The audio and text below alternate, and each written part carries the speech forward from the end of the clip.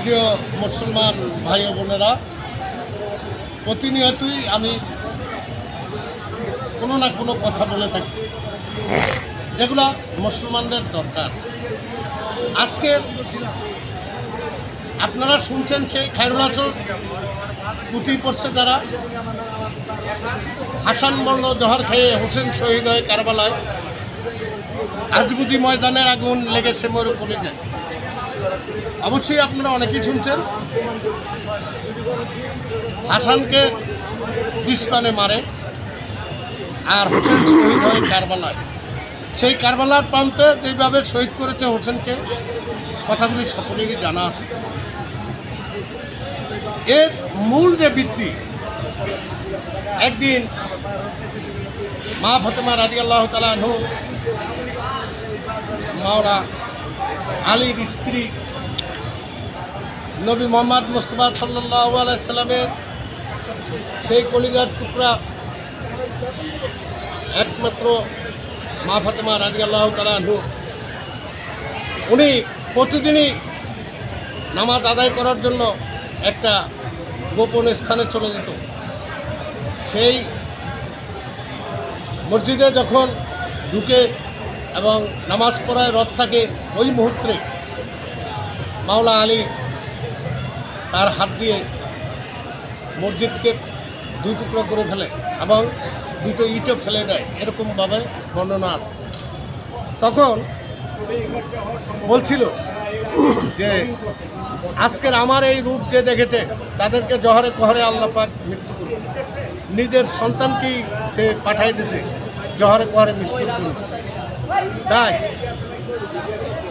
এই অভিশাপ থেকে বেঁচে থাকতে আর পারল না শেষ পর্যন্ত।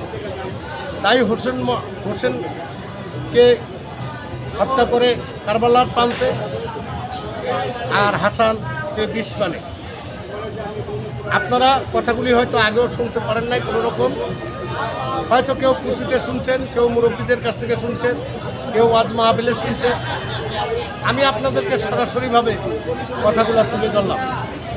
যদি আপনাদের ভালো লাগে আমার এই কথাগুলো, আপনারা আমার চ্যানেলের পাশে থাকবেন, লাইক দিবেন, শেয়ার দিবেন, আর কমেন্টে লিখে যাবেন যদি কোনো ভুল ত্রুটি থাকে।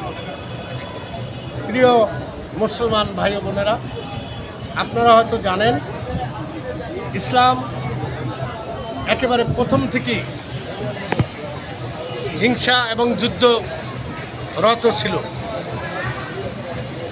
রাসূল পাক সাল্লাল্লাহু আলাইহি সাল্লাম বহু যুদ্ধে অ্যাটেন্ড করেছে, কিন্তু ইমাম হাসান হুসাইন যুদ্ধে অ্যাটেন্ড করার আগেই তাদেরকে হত্যা করা হয়েছে। তাই সেই মহরম মাস খুবই একটা তাৎপর্যের মাস।